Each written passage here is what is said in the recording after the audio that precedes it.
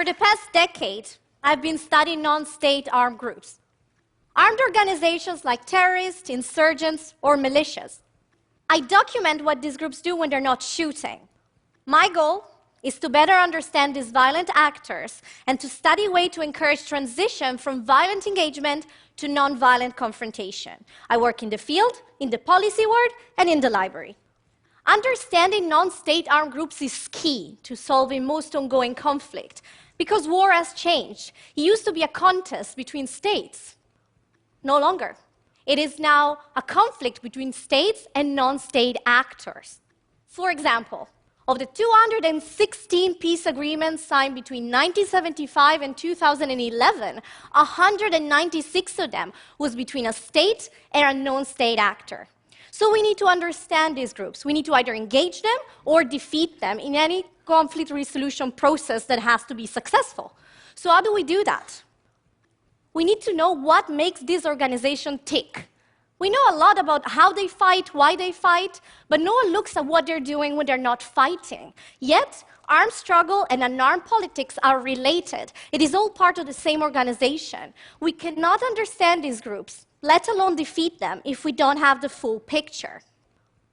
And armed groups today are complex organizations. Take the Lebanese Hezbollah, known for its violent confrontation against Israel.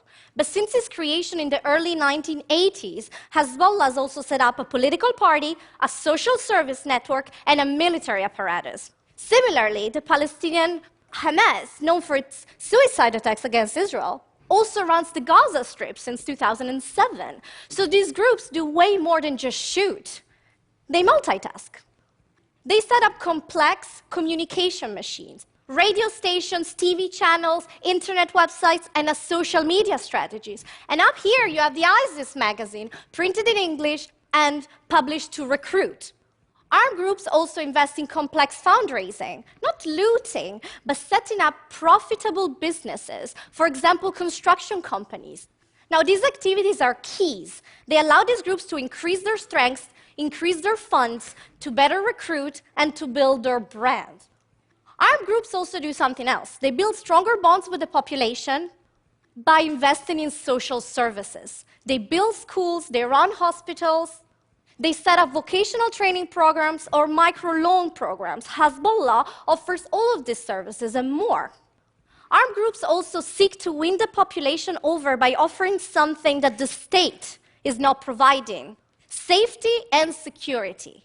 The initial rise of the Taliban in war-torn Afghanistan, or even the beginning of the ascent of ISIS, can be understood also by looking at these groups' efforts to provide security.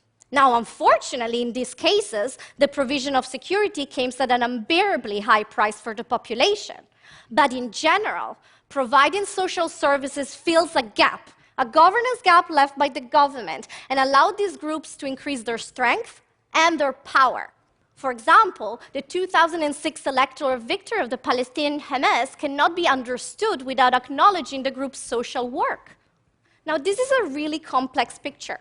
Yet in the West, when we look at armed groups, we only think of the violent side. But that's not enough to understand this group's strength, strategy, or long-term vision. These groups are hybrid.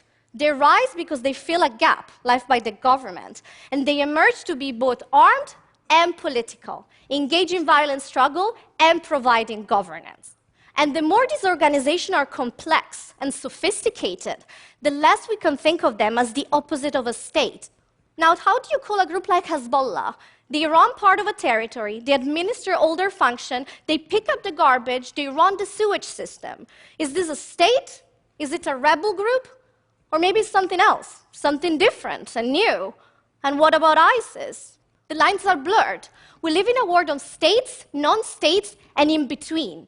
And the more states are weak, like in the Middle East today, the more non-state actors step in and fill that gap. This matters for government, because to counter these groups, they will have to invest more in non-military tools.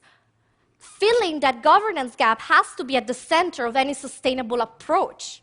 This also matters very much for peacemaking and peace building. If we better understand armed groups, we will better know what incentives to offer to encourage the transition from violence to non-violence.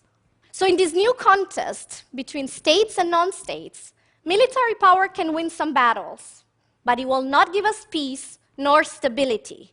To achieve these objectives, well, what we need is a long-term investment in filling that security gap, in filling that governance gap that allowed these groups to thrive in the first place. Thank you.